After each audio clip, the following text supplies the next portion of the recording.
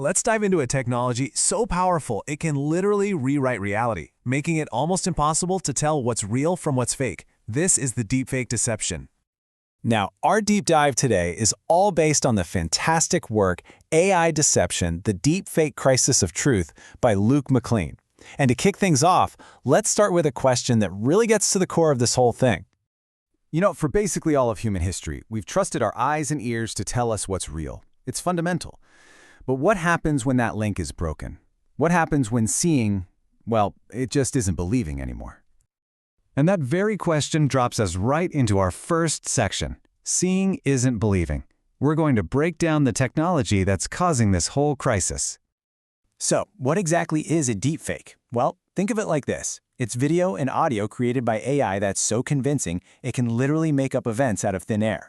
We're not just talking about photo editing here. This is about creating a whole new, false reality, putting words into anyone's mouth and making something completely fictional look like a stone-cold fact. This chart really lays it all out. Authentic media, it captures something that actually happened. AI fakes, they just invent it. And this is such a critical difference because it means the very evidence we've always relied on, in the news, in our courts, even in our own relationships, all of it is now vulnerable to being completely fabricated. And look, this is not some theoretical, far-off threat. It has real, devastating consequences for people, which brings us to the human cost of lies. Just listen to this quote from Sarah, a victim of a deepfake. "This isn't me. I never said any of this." Can you imagine? Your entire identity, your face, your voice, just hijacked and used to create a lie that the world now thinks is true. It's a kind of violation that can absolutely destroy a person's life. So how does this kind of destruction spread so incredibly fast? Well, it follows a pretty clear path. First, the fake is created and it's usually designed to make you feel something strong like anger or shock. Then, social media algorithms see that strong reaction and they just pour gasoline on the fire, amplifying it and pushing it out to millions. By the time anyone even has a chance to figure out it's fake, the damage is already done. And the result is, well, it's just devastating. It's not only about one person's reputation getting trashed. Every single time a deepfake gets out there and fools people, it chips away at our collective trust. It makes it harder to believe anything we see. It turns real lives completely upside down, one viral lie at a time. Now, this erosion of trust doesn't just hurt individuals. You can scale it up, way up, to disrupt entire societies. And that brings us to Section 3, weaponizing public opinion. When you look at it on a mass scale, deepfakes become a seriously powerful weapon. You can use them to cook up a political scandal right before an election.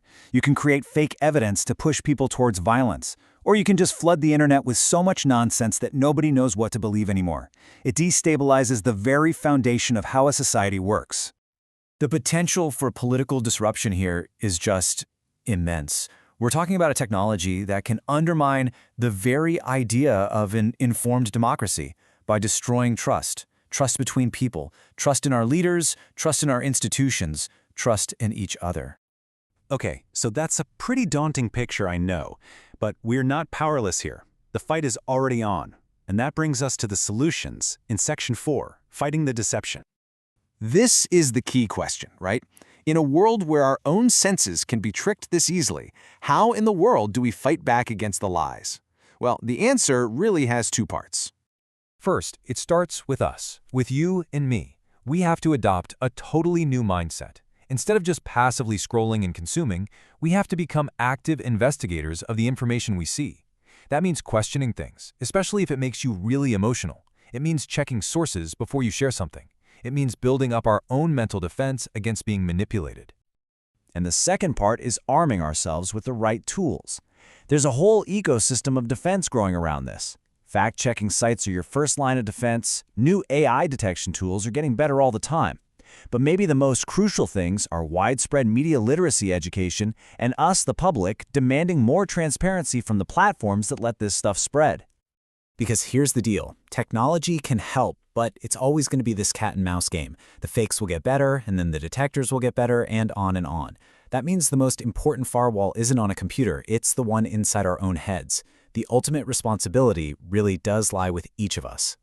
Which brings us to our final section, where we have to confront the choice that's right in front of all of us, choosing the future of truth. Deepfakes are a major turning point. Our information world has changed for good, and our ability to have an informed society now depends entirely on our ability to adapt. We have to learn new skills, like how to verify what we see, and most of all, we have to commit to thinking critically.